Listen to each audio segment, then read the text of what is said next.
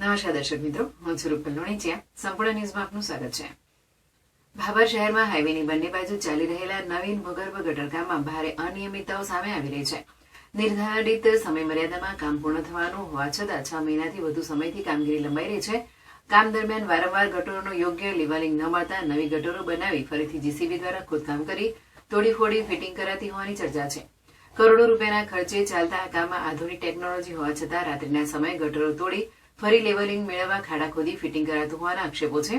વધુમાં આ સમગ્ર કામગીરી દરમિયાન કોઈ જવાબદાર એન્જિનિયર કે તંત્રના અધિકારીઓ સ્થળ પર હાજર ન હોતા ફક્ત મજૂરોના ભરોસે કામ ચાલતું હોવાનું જણાવાય છે.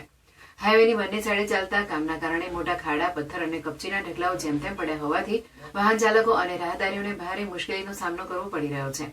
કામ પૂર્ણ થાય તે પહેલા હાઈવે પર ગંભીર અકસ્માત સર્જાય તેવી ભીતિ લોકોમાં વ્યાપી રહી છે. છતાં પણ તંત્ર દ્વારા આ બાબતે કોઈ ગંભીર પગલાં લેવામાં આવતા નથી. હાઈવે પર ચાલતા આ કામના કારણે સ્થાનિક લોકોના ધંધા રોજગારને પણ નુકસાન થઈ રહ્યું છે. ત્યારે સરકાર દ્વારા આ બાબતે ગંભીર નોંધ લઈ ભ્રષ્ટાચારની તપાસ કરાવી ગટરનું કામ વહેલામાં વહેલું ગુણવત્તાપૂર્વક પૂર્ણ કરવામાં આવે તેવી લોકોમાં માંગ ઉઠી છે.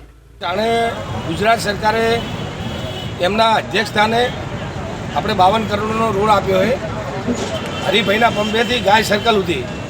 એના પછી જાણે ટેન્ડર ભરવાનું જાણે આવે ને, મામલતદાર સાહેબમાં ભરવાનું આવે, કલેક્ટર સાહેબમાં ભરવાનું આવે, ટેન્ડર ભરવાનું આવે કે સચિવાલયમાં, એમને જાણે ટેન્ડર ભરવાનું આવે એટલે એક એવો કરાર કરવામાં આવે છે એફિડેવિટ દ્વારા કે 6 મહિનાની અંદર તમારે આ રોડ પૂરો કરી દેવો. એની પાસે કોઈ એમની કોઈ આગેવાનની કોઈની કોઈ લાગ વળગ હોય ને તો એના પાસે 1 મહિનો કદાચ એમને ચાન્સ આપે તો 6 મહિના વીતી ગયા. પણ અત્યારે કોમ એટલું અધૂરું ચાલે છે તો મારે જે ટેન્ડર જે પાસ થયા કોન્ટ્રાક્ટરને એમને તો પહેલું તાત્કાલિક આ કોમ રદ કરી દેવું જોઈએ. હવે આ કોમ બંધ કેમ રોકાણું છે એનું તમને કારણ બતાવું કે અત્યારે આદિવાસી તેમાં 150 થી 200 જણા ગટરનું કોમ કરે છે.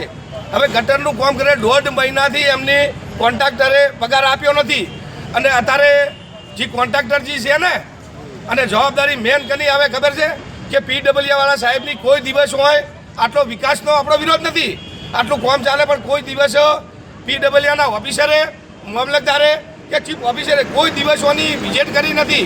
જાણે હોય દુકાનવાળા કે જે ગલ્લાવાળા કે હોટલાવાળા રજૂઆત કરે ને તો એમને એવો જવાબ આપવામાં આવે છે કે તમે ફલાણા જોડે જો ફલાણા જોડે કોઈ જવાબદારીવાળો વ્યક્તિ નથી.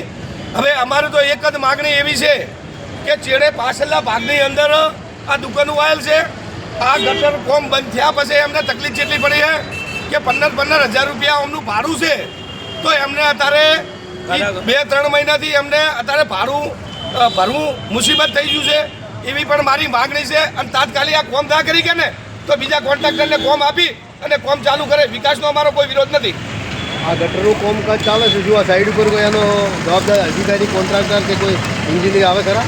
તમે અત્યારે મારે ફેરવાર તમને નિવેદન આપવું પડે છે.